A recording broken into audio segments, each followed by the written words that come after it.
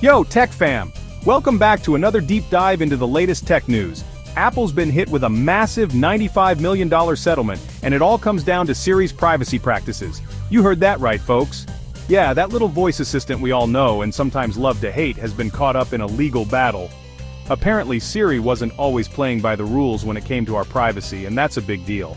And now Apple's paying the price. But what does this mean for you, the average user? Well, it could mean a lot. This settlement isn't just a slap on the wrist for Apple. Let's break it down and see what's what. This isn't just some tech industry drama, guys.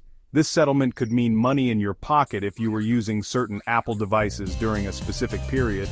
We're talking iPhones, iPads, even Apple Watches. Imagine getting a little cash back just for using your favorite gadgets. Stick around to see if you might be eligible for a piece of that $95 million pie. We'll walk you through the details and what steps you need to take. So, stay tuned, because you won't want to miss out on this opportunity. So, how did we get here? Back in 2019, a class action lawsuit was filed against Apple, claiming that Siri was secretly recording users' conversations without their consent. I'm talking about those times when you didn't even say, "Hey Siri," but the assistant still decided to start listening in. Not cool, right?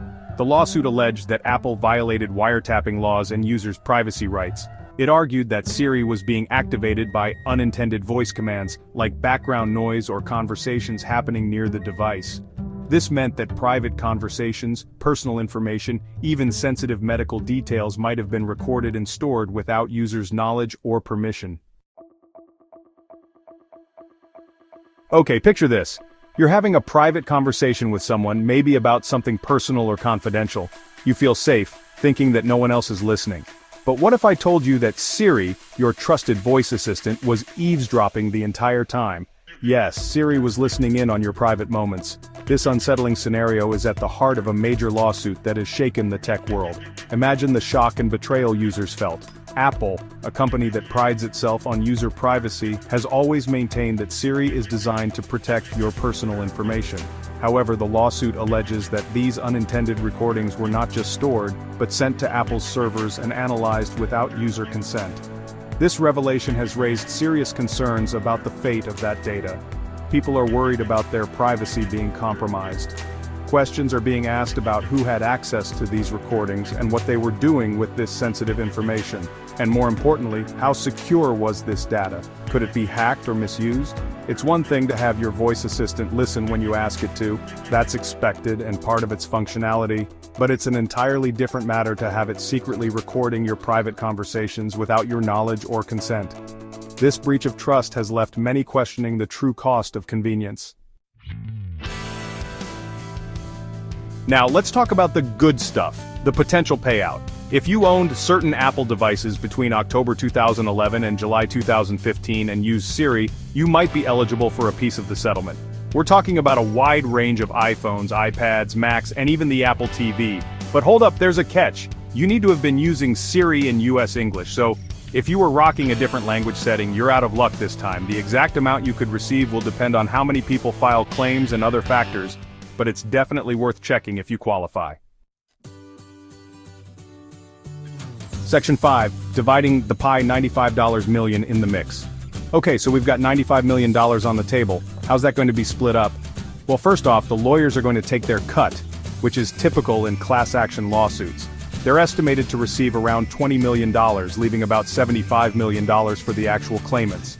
Now, the remaining money will be divided among eligible users who file valid claims. The exact amount per person will depend on how many people come forward, but it's unlikely to be a life-changing sum. Think more along the lines of a few bucks or maybe a gift card to the Apple Store. Section 6. Getting your share. Will you see the money? You're probably wondering, how do I get my hands on some of this cash? It's a question on many people's minds, especially those who have been following the case closely. Well, the settlement still needs to be approved by the court, which is expected to happen later this year. This approval is a crucial step in the process as it will determine whether the settlement moves forward. After that, there will be a claims process where eligible users can submit their information to receive their share. This process will likely involve filling out forms and providing proof of eligibility. However, there's no guarantee that everyone who is eligible will actually file a claim. Some people might miss the notification or simply choose not to participate. Some people might not even be aware of the settlement, despite efforts to notify all eligible users. Notifications can be easily overlooked or dismissed, while others might find the whole process too much of a hassle for a relatively small payout. The effort required to file a claim might not seem worth it to everyone. Only time will tell how many people end up getting a piece of the pie. The outcome will depend on how many people take the necessary steps to claim their share. Section 7. A drop in Apple's bucket? $95 million sounds like a lot of money, right? And it is, for most of us. But for a tech giant like Apple, it's basically a drop in the ocean. To put things in perspective, Apple made over $365 billion in revenue last year alone. So, while this settlement is definitely a win for privacy advocates and affected users, it's unlikely to make a significant dent in Apple's finances. However, it does send a message that companies can't just trample on our privacy without consequences. Section 8. Beyond Siri, are other assistants listening? Siri isn't the only voice assistant out there.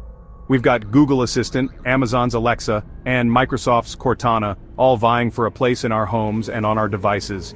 And guess what? They've all faced their fair share of privacy concerns too.